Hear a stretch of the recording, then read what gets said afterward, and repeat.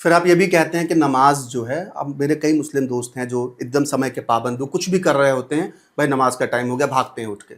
آپ کہہ رہے ہیں نماز کا اسلام سے کوئی کنیکشن نہیں، کہیں نہیں لکھی یہ بات.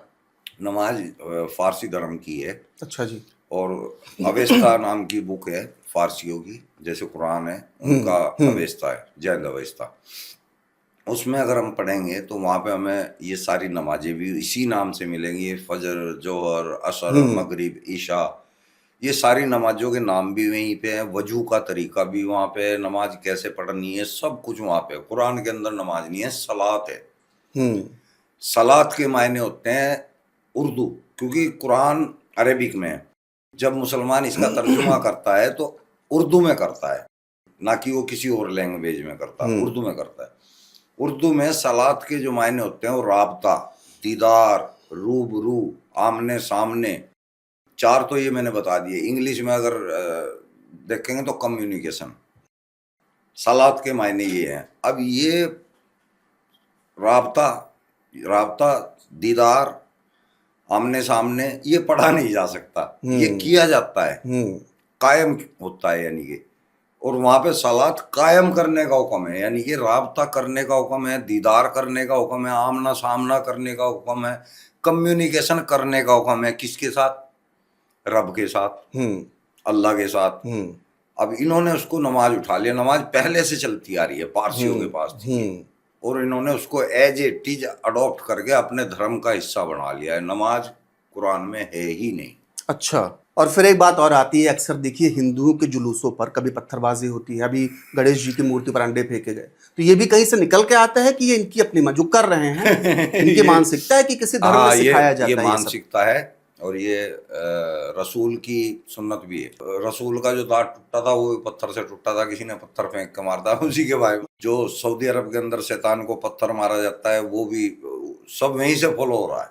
اچھا، سعودی کی بات کی آپ نے، تو اسلام کی شروعات وہیں سے ہوئی، پر سعودی تو مندر بنا رہا ہے، تو ایسا کیسے، کیا چکر ہے وہاں؟ تو وہ لوگ مندر کو مان رہے ہیں، زمین دے رہے ہیں، مندر بنا رہے ہیں. اب اس میں سوال یہ آتا ہے کہ مسلمان اصلی وہاں والا ہے کہ وہی سوال ہے میرا کہ وہاں والے اصلی مسلمان ہیں کہ ہمارے یہاں والے؟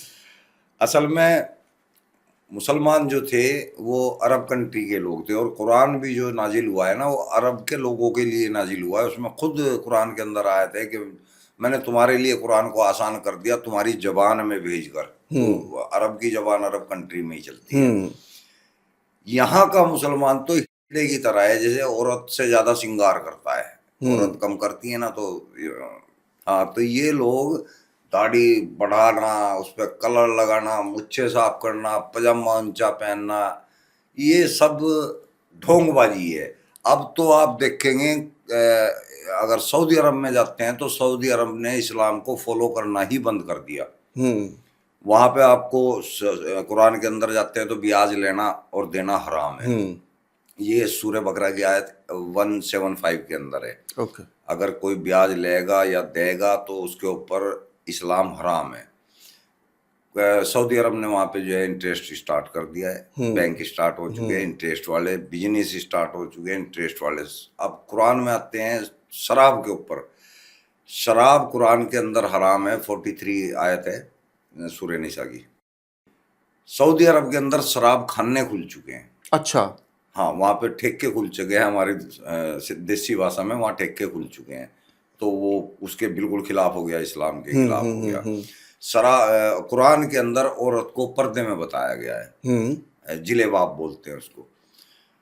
اب وہاں پہ سعودی عرب کے اندر عورت بالکل کھلی کر دی انہوں نے کہ آپ کی مرضی ہے، آپ نے منہ ڈھکنا ہے تو ڈھکو، نہیں آپ نے منہ ڈھکنا تو آپ کے اوپر کوئی زبردستی نہیں. تو اب وہاں سب نے برقعے اتار. اب تو عورتیں گاڑیاں چلا رہی ہیں وہاں. ہاں، عورتوں کو گاڑیاں چلانے کا لائسنس مل گیا ہے. تو ایسی بہت ساری. اب سنیما ہال جو ہے، اگر حدیث کی 2225 پہ جاتے ہیں تو محمد صاحب نے چتر کو اور چترکاری کو حرام بتا دیا ہے. وہاں پہ سنیما ہال کھل چکے ہیں.